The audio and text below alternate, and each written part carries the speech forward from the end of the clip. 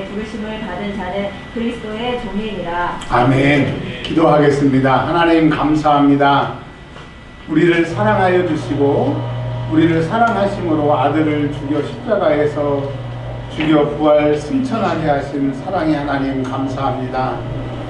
예수님의 영이신 성령님 우리 안에 계셔서 일평생 동행하여 주시고 오늘도 함께하여 주심에 감사합니다. 성삼위 하나님 친히 역사하여 주셔서 성삼위 하나님의 마음을 깨달으며 그의 사랑을 받는 시간이 되게 하시고 그 사랑의 시간을 통하여서 능력도 회복되는 시간 되게 하여 주시옵소서. 우리 성도 한 사람 한 사람을 만나 주시길 원하옵고 우리 구주 예수 그리스도의 이름으로 기도합니다. 아멘. 오늘 고린도전서 7장은 이제 사도 바울이 고린도 교회에 있는 좀 여러 가지의 문제를 얘기를 해주고 있습니다. 자, 이 편지를 가지고 디모데 목사님이 고린도 교회 성도들을 앉혀놓고 이제 읽는 거예요. 자, 읽을 때 어떤 사람은 사도 바울을 존경하고 사랑하기 때문에 저기 해답이 있을 거야 라고 하는 마음으로 그 편지를 듣는 분들도 계셨었고, 어떤 사람들은 나는 아볼로파야, 나는 베드로파야, 나는 예수파야 한 사람은 바울이 싫은 거예요. 그냥 여기 있을 때도 꼴보기 싫더니 멀리 가서도 자기가 담임 목사라고 이렇게 편지 써가지고 잔소리하네. 듣기 싫음으로 앉은 사람도 있고, 또 나머지 사람들은 그냥 무슨 얘기 하나 들어보는 사람들이 그 자리에 앉아있다고 하는 겁니다. 최근에 어떤 분이 그런 얘기를 하더라고요. 사람 10사람이 있으면 5사람은 무조건 나를 싫어한대요. 그냥 이유도 없이 싫어한대요. 그리고 3사람은 그냥 내가 뭘 하든지 나를 동조하고 좋아하는 사람이에요. 그리고 2사람은 내가 뭘 하든지 아무 관심이 없다라고 한다라고 합니다. 이건 통계적인 얘기죠. 그래서 10사람 중에 3사람만 나 좋아하면 당연한 것이고 괜찮은 거예요. 근데 우리는 10사람 다 아니면 8사람, 6사람, 많은 사람이 나를 좋아하길 원하는데 너무 그러지 않으셨으면 좋겠어요. 여러분 한번 여쭤볼게요. 나도 나를 좋아해요? 어때요? 좋아할 때도 있고 안 좋아할 그래요. 그러니까 내가 나의 주인인데 내가 좋아할 때도 있고 안 좋아할 때도 있는데 남이야 관심이 없는 사람 2사람 당연하죠.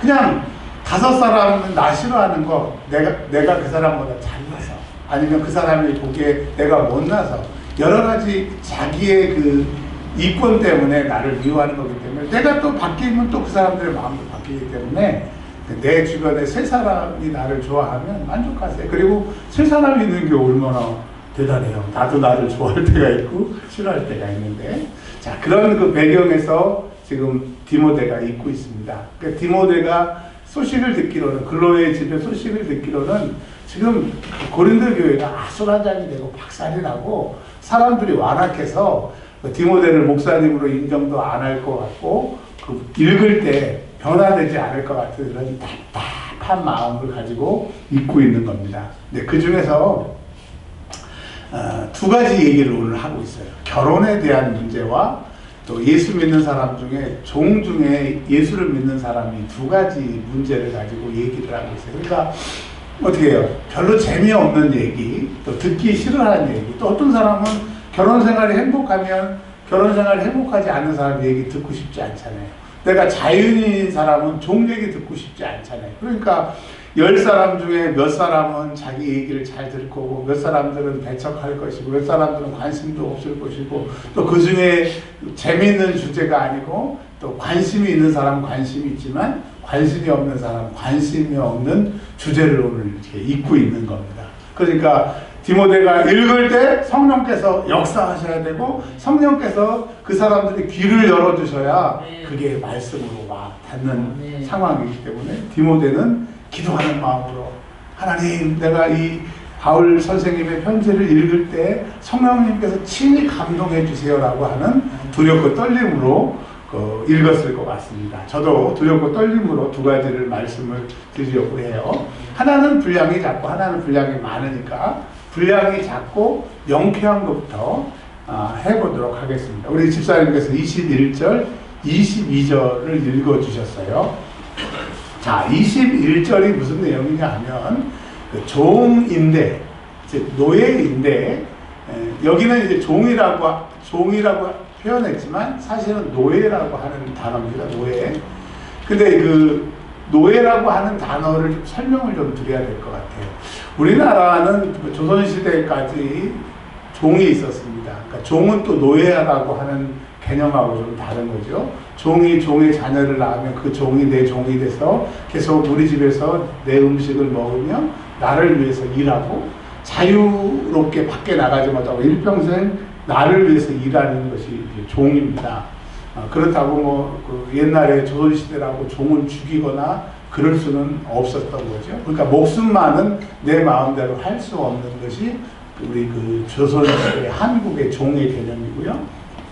이 신약성경에서 말하는 노예의 개념은 두 가지 정도가 설명이 필요한데, 하나는 나라끼리 전쟁을 해가지고 치면 뭐 왕이든지 공주든지 상관없이 다 잡아다가 노예로 삼는 거예요. 그러니까 어떤 사람들, 어떤 노예 가운데는 시인도 있었고, 뭐 그림 그린 사람도 있었고, 예술가도 있었고, 그 로마의 멸망이라든가 그런 영화 같은데 보면 노예로 잡혀온 사람들이 그 아주 그 공부를 많이 한 사람들, 또 철학자들도 있었다라고 하는 거예요. 그래서 그 신약 성경의 노예의 개념은 그 나라가 빼앗겨서 나라가 망해가지고 보통 시민들, 높은 지위에 있던 사람들이 다른 나라의 노예로 살았다고 하는 그것을 기억을 하셔야 돼요. 그 얘기를 한 얘기는 뭐냐면, 대부분은 아니지만 많은 사람 가운데 지식도 있었고 돈도 가졌고 그 덕망이 있었던 사람이지만 전쟁에 대해서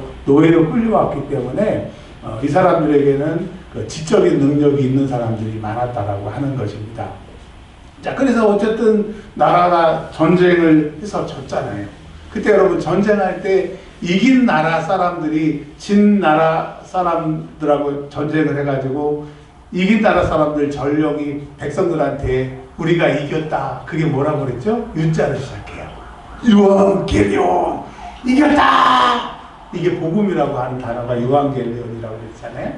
그러니까 여러분 옛날에는 뭐 농사하는 것보다 무역하는 것보다 전쟁해가지고 전쟁에서 이기면 다 뺏어 오기 때문에 어쩔 수 없이 로마에 끌려와서 노예 생활을 하는 사람들이 많았습니다. 그 당시에 1세기의 책들을 보면 로마의 3분의 2가 노예였고 3분의 1만 로마 시민이었다라고 하는 거죠. 그러니까 세 사람 중에 두 사람은 전쟁에 끌려온 노예, 그리고 3분의 1은 자유인이었다라고 하는 것입니다.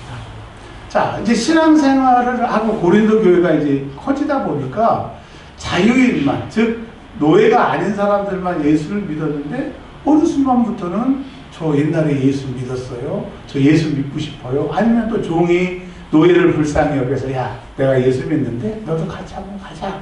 그리고 또 주인과 노예 사이에 태어난 자녀들, 뭐 여러 가지 이유로 교회에 자유인도 있고 노예도 예배를 드리게 되었다라고 하는 겁니다.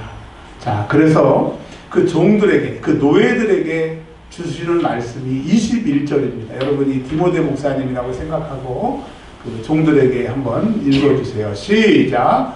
내가 종으로 있을 때 부르심을 받았느냐 염려하지 말라. 자, 여기까지요. 이게 무슨 말이냐? 너희가 노예였는데 여러 가지 이유로 예수님을 믿는 것을 부르심을 받았다라고 하는 거예요.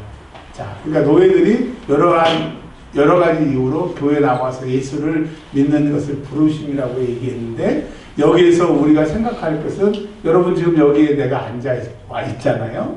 또 멀리서 차를 타고 오시고 여러 가지 상황을 뒤로하고 예배하러 온 것, 즉 내가 예수 믿는 것, 보통은 내가 예수를 선택한 것 같고 예수 믿는 것 같지만 그 영적인 관점에서 아주 오래 전부터 하나님이 우리를 부르시는 거죠. 그러니까 여러분, 우리는 부르심을 받은 자녀라고 하는 것을 꼭 기억하시길 바랍니다. 비록 노예일지라도, 건강이 없을지라도, 다른 사람이 보이기에 내가 부족하게 보일지라도 하나님이 나를 부르셨다고 하죠. 근데 신약 성경에 하나님의 부르심에는 후회하심이 없다. 그러니까 실수로 어머 잘못 불렀네, 이게 아니라 아시고 사랑하시고 계획하셔서 이 자리에 우리를 부르셨다고 하는 거예요. 그래서 노예들에게 너희들이 종으로 있지만은 하나님이 너희를 예수 믿게 하시고 교회의 멤버가 되게 하셨다. 그러니까 염려하지 마라. 이 염려는 뭐냐면 그 주인들이 교회 가라고 허가를 잘 안 해주셔요. 그러니까 점심시간에 짜투리 시간에 잠깐 와서 예배만 드리고 가는 거예요. 그리고 헌금을 드릴 수 있는 돈이 없잖아요. 그렇기 때문에 예수를 안 믿으면 편했을 텐데 예수님의 사랑을 깨닫고 예수를 믿다 보니까 많은 염려가 있는 거예요. 그럼에도 불구하고 염려하지 말고 네 형편대로 하나님이 다 하시니까 신앙생활 하라 이렇게 말씀하고 계십니다.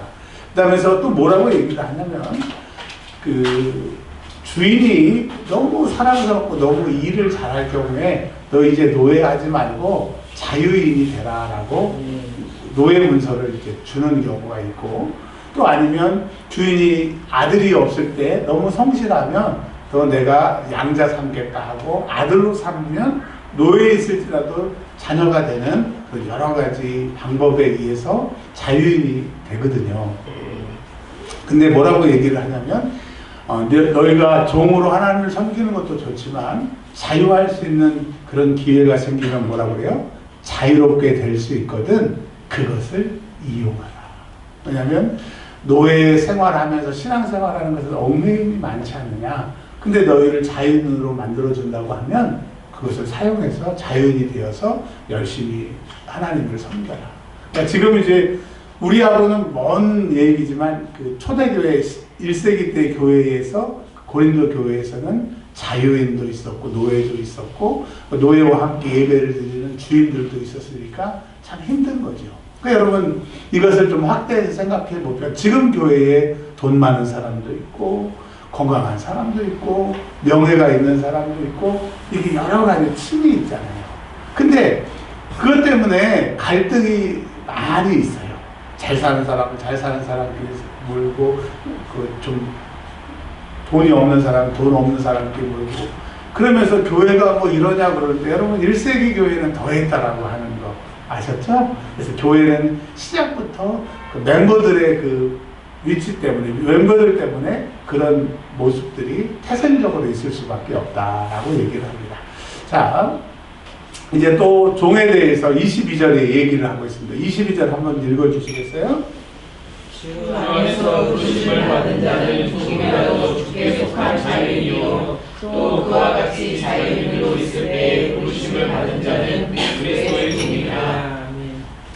이제 이 말은 이런 겁니다. 이제 원론적인 얘기를 해주고 그럼에도 불구하고 종 생활을 하고 헌금도 못 드리고 밥도 못 먹고 점심시간에 잠깐 와서 예배 드리고 가는 그 노예들에게 이렇게 얘기해요. 너희들이 예수를 믿었으니까 이제 신분은 노예이지만 영적으로 자유인이고 너희가 천국 가는 하나님의 자녀이기 때문에 어떡하냐, 노예로 지금 살아가야 될 수 있는 상황이기 때문에 그 상황을 바꿀 수는 없기 때문에 믿음으로 또 저 천국을 소망하면서 너희가 영적인 자유인이라고 하는 것을 위로받아라 얘기를 합니다. 근데 많은 사람들이 사도 바울이 이 로마의 종 제도를 부인하지 않고 반박하고 없애는데 앞장서지 않았다고 막 얘기를 하는데, 여러분 사도 바울은 부르심이 로마에 대항하고 종 제도를 없애기 위해서 부르심을 받은 것이 아니라 주의 복음을 증거하기 위해서 부르심을 받았기 때문에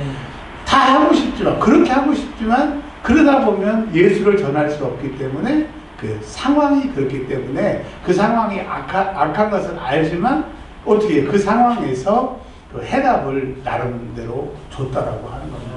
그러니까 우리가 그냥 성경을 읽어보고 사도 바울의 마음을 알면 너무나 쉬운 건데, 이걸 또 뭐 윤리학자들은 윤리적으로 사도 바울이 뭐 정의로우냐 막 그러면서 논문을 쓰는 걸 보면 모르겠습니다. 저 성서학자 입장으로서는 자 여담이었고요. 자, 그러니까 여러분 무슨 얘기예요? 교회 안에 그 예수 믿고 또 노예도 있고 자유인도 있지만은 너희 상황에 맞게 하나님을 섬겨라. 그 하나님 그 상황을 모르신 것도 아니고 그 상황을 아시지만 너희가 부르심을 받은 자라고 하는 얘기를 하고 있습니다. 자, 여기까지 되셨죠? 네. 이제 하나는 이제 가정에 관한 얘기, 특별히 결혼에 대한 얘기를 하고 있습니다. 7장 1절부터 7절까지는 그냥 읽어보시면 될 것 같아요. 그냥 설명드리기도 그렇고 안 드리기도 그래서 이제 남편과 아내가 어떻게 결혼 생활을 해야 될 것인가를 7장 1절부터 7장 1절부터 7절까지 나와 있으니까 이거는 이렇게 좀 읽어보시는 것으로 대체를 하고요. 두 번째, 그러니까 부부간의 결혼 생활에 대해서는 7장 1절부터 7절까지 나와 있으니까 그렇게 하시면 되고, 이제 7장 8절에 결혼 안 한 사람들, 아직 결혼 안 한 사람들, 그 다음에 이제 한번 갔다 오신 분, 남편이 먼저 하늘나라에 가서 혼자 되신 이런 과부들에 대해서 얘기를 하고 있습니다. 자, 남자들은 대부분 결혼하는 것을 선호하고 여자분들은 결혼해도 좋고 안 해도 좋고라고 하는 남자들보다는 결혼 선호도가 좀 덜한 것이 일반적인 생각인 것 같습니다. 근데 지금은 또 시대가 많이 바뀌어서 결혼에 대해서 남자나 여자나 그 옛날처럼 그렇게 애착하고 꼭 해야 된다, 그런 시대는 또 아닌 것 같습니다. 자, 그러나 성경에서 말해주는 결혼은, 하나님이 생각하시는 결혼은 이렇게 얘기를 하고 있습니다. 뭐라고 얘기하냐면 9절에 혼자 지내는 것, 그냥 지내는 것, 결혼하지 않고 지내는 것이 훨씬 좋다 이겁니다. 왜 좋느냐? 이유가 있어요. 신앙생활 하는데 남편이 있으면 그 남편과 자녀를 즐겁게 해주고 사랑해야 하는 시간 때문에 하나님을 섬기는데 여러 가지 제약이 있기 때문에 결혼하지 않는 것은 주를 더 사랑하기 때문에 결혼하지 않는 것이 좋은데, 근데 결혼하지 말라 그게 아니라 9절에 결혼하라. 결혼하고 싶으면 결혼하라.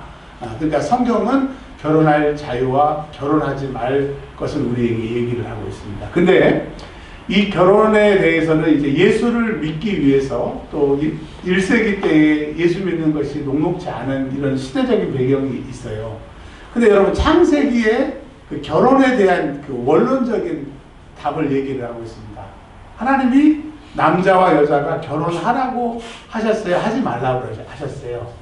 원래 창조 원리는 남자와 여자가 결혼하는 것이 창조의 원리고, 사람을 만드셨을 때 그런 구조로 그런 생각을 집어넣으셔서 그렇게 만드셨는데, 이제 시간이 많이 지나서 1세기 때 예수 믿는 사람들 박해받고 가정생활도 예수 믿는 것도 이 두 개가 공존하기가 어려운 이 시대에 주셨던 말씀입니다. 그러니까 결혼을 해도 좋고 하지 않아도 좋은데 그것은 너희가 선택하라고 얘기를 하고 있습니다.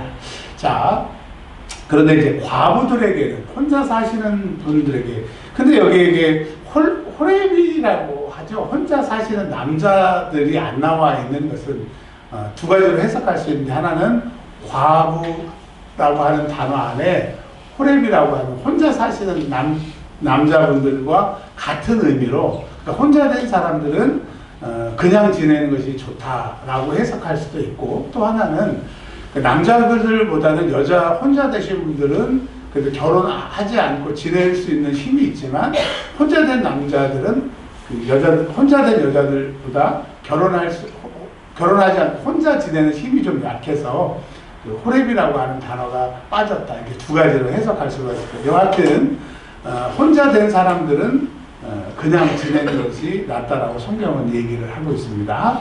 자, 이제 결혼 생활에 대해서 얘기를 하면 이제 마치게 되게 되는데요. 자, 지금은 이제 예수 믿는 사람들이 있고 예수 믿지 않는 사람들이 있어서, 예수 믿는 사람들이 신앙생활 하는 사람하고 결혼하는 게 신약 성경에도 그렇고 그게 원칙입니다.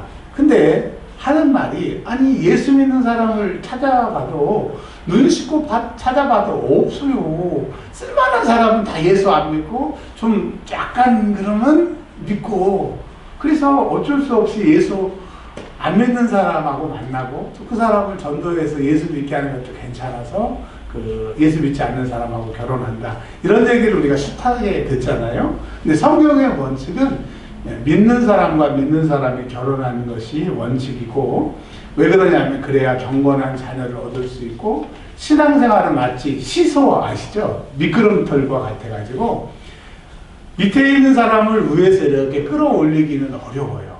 아무리 좀 체구가 작더라도 밑에 있는 사람을 미끄럼틀 위로 올려오기는 너무너무 어려운 거예요. 그래서 예수 안 믿는 사람을, 예수 잘 믿는 사람이 여보 교회 가자, 오늘 그 성탄절 이브인데 교회 가자, 내일 성탄절인데 예배하러 가자, 너무너무 힘든 거예요. 왜냐면 내가 좋은 거니까 밑에 있는 사람을 끌어올리는 거죠.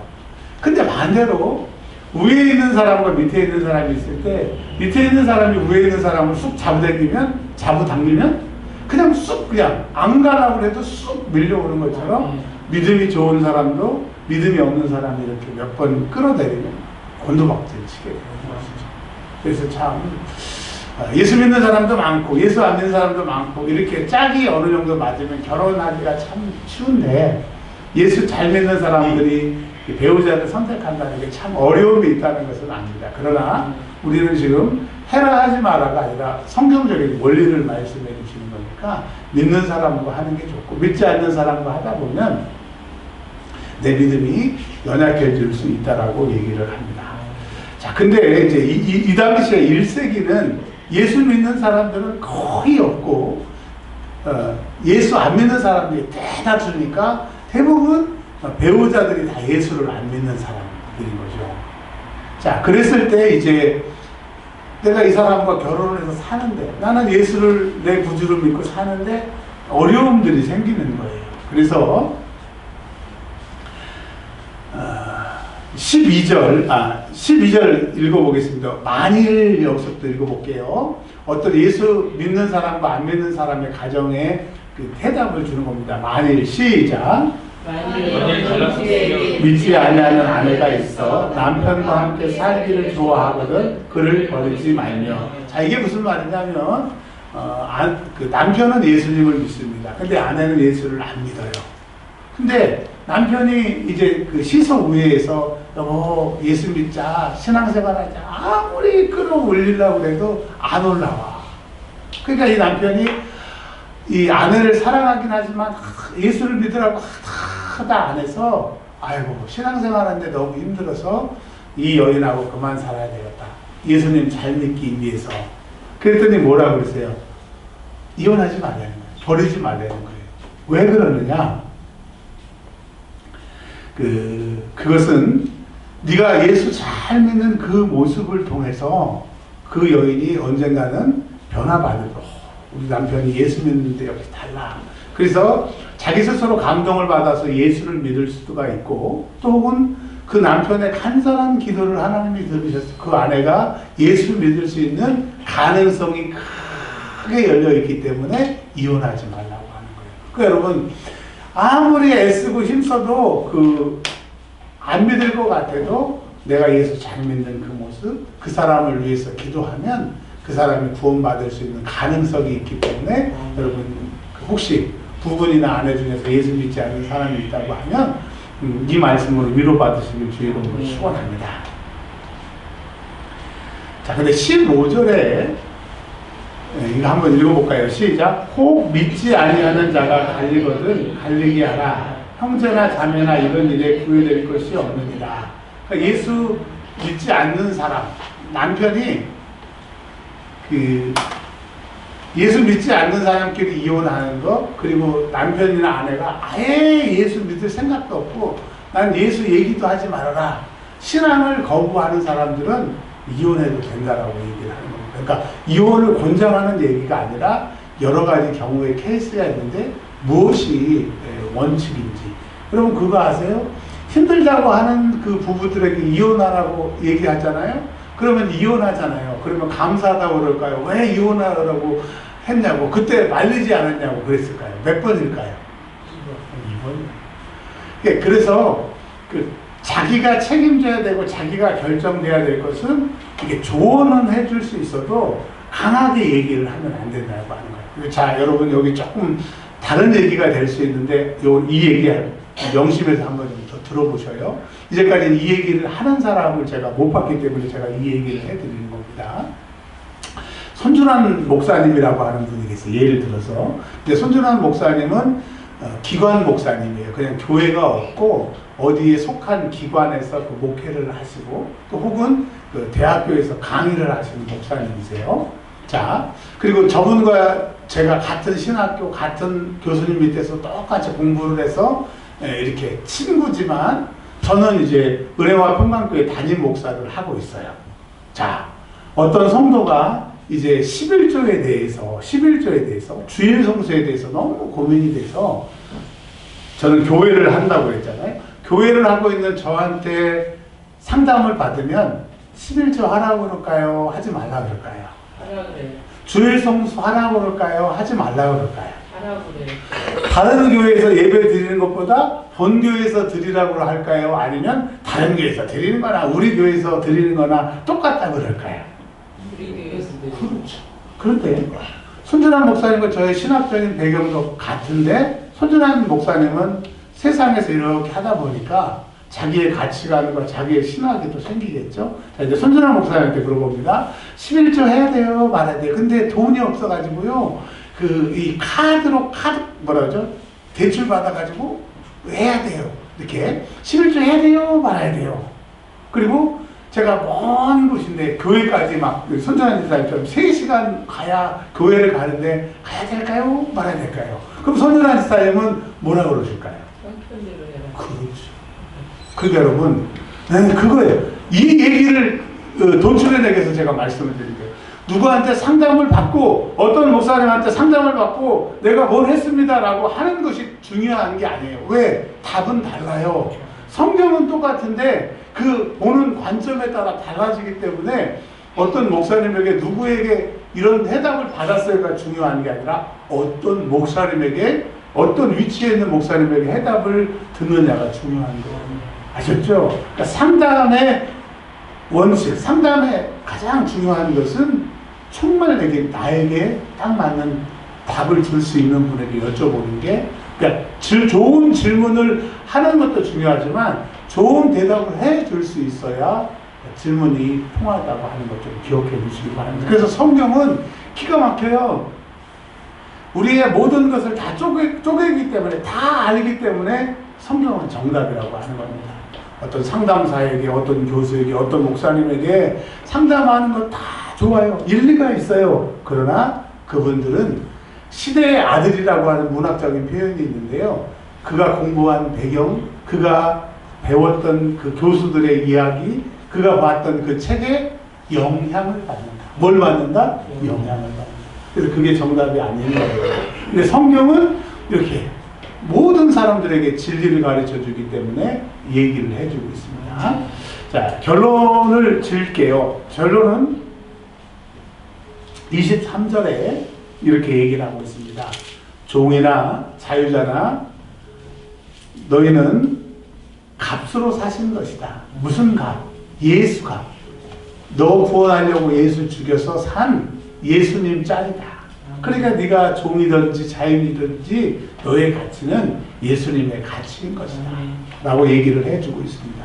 그리고 너희가 결혼 생활을 하는데 이 결혼 생활이 남자와 여자가 만나서 그냥 호호하고 잘 먹고 잘 사는 것이 아니라 하나님이 남편과 아내로 부르셔서 거룩한 자녀를 낳고 또 너희 가정을 통하여 예수 그리스도의 죽으심을 증거하고 그 값을 세상에 소문낸 역할을 하기 위해서 가정을 부르신 것이지 잘 먹고 잘 살고가의 가정의 목적이 아니라고 하는, 그래서 예수의 피값을 해답으로 말씀해 주시고 있습니다. 여러분 무엇을 하시든지 예수님의 피값처럼 예수님의 값어치처럼 사시는 저와 여러분들이 되시길 주의 이름으로 축원합니다. 기도하겠습니다. 하나님 감사합니다. 오늘 고린도전서 7장의 말씀을 통해